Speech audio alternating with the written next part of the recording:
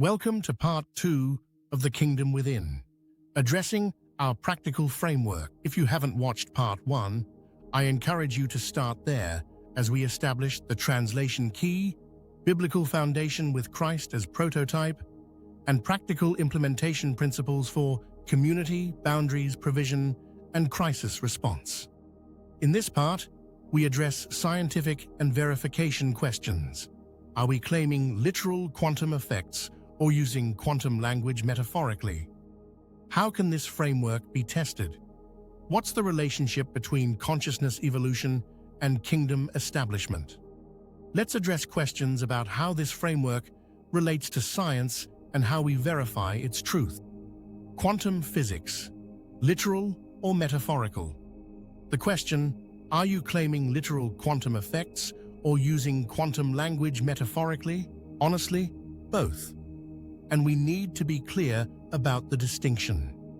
Actual quantum physics operates at subatomic scales with precise mathematical descriptions.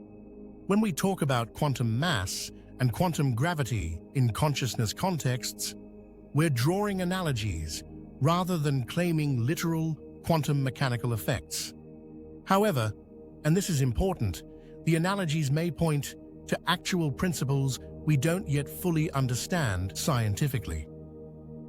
Consciousness might operate through quantum or quantum-like mechanisms that science hasn't yet characterized. Without empirical testing, literal quantum effects in consciousness remain theoretical.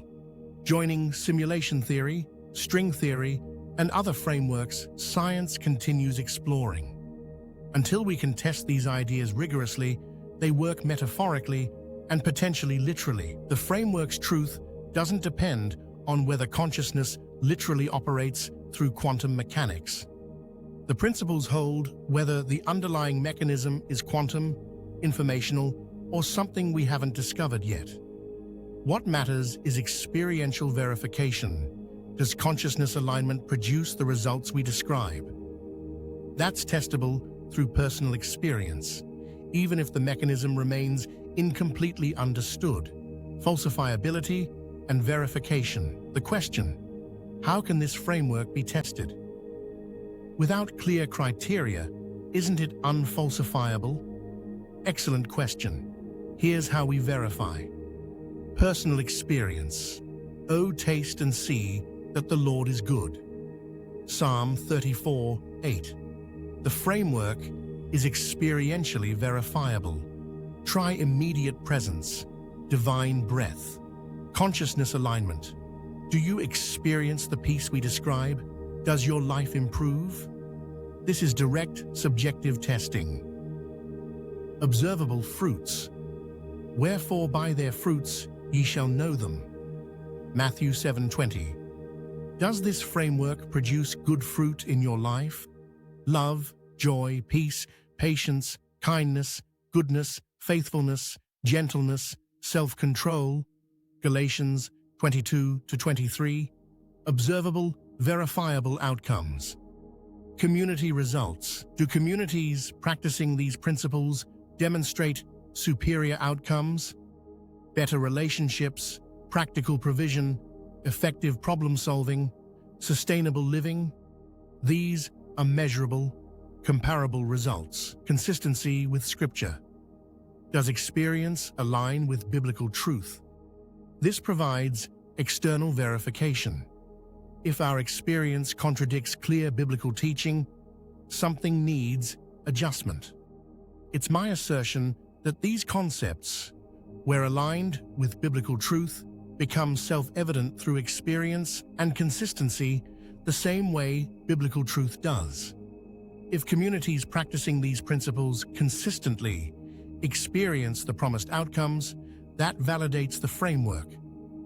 If they don't, we adjust understanding or implementation. The framework is falsifiable. If immediate presence produces anxiety instead of peace, if divine alignment leads to scarcity instead of provision, if consciousness communities fail while conventional approaches succeed, that would falsify the framework. But our experience and the testimony of Scripture suggests the opposite. Consciousness aligned with divine will produce superior outcomes across all domains. Purpose, evolution, or kingdom? The question: is the goal consciousness, evolution, or kingdom establishment? Are these the same? They are complementary perspectives on the same reality.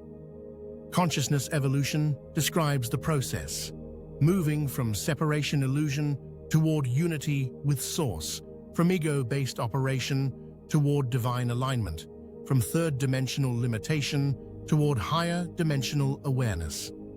Kingdom establishment describes the outcome, heaven on earth, divine will manifest in material reality, community operating on divine principles, producing observable transformation.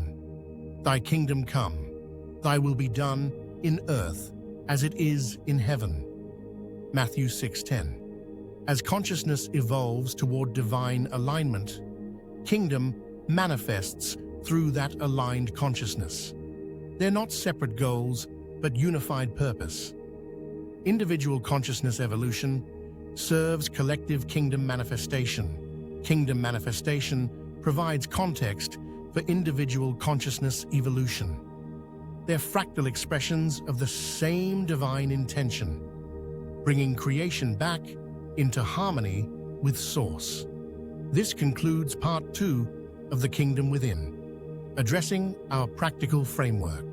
We've explored how quantum physics language works both metaphorically and potentially literally, how the framework verifies through personal experience and observable fruits, and how consciousness evolution and kingdom establishment are complementary perspectives on the same divine purpose.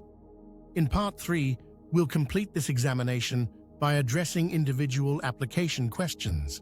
How do children fit into this framework? What about mental illness? How do we understand suffering and providence? How do we measure our own alignment? And we'll conclude with the biblical fruits validation that tests all frameworks claiming divine truth. If this is serving your understanding, please like, subscribe, and share. Continue to part 3 to explore individual application and discover the ultimate validation through observable fruits.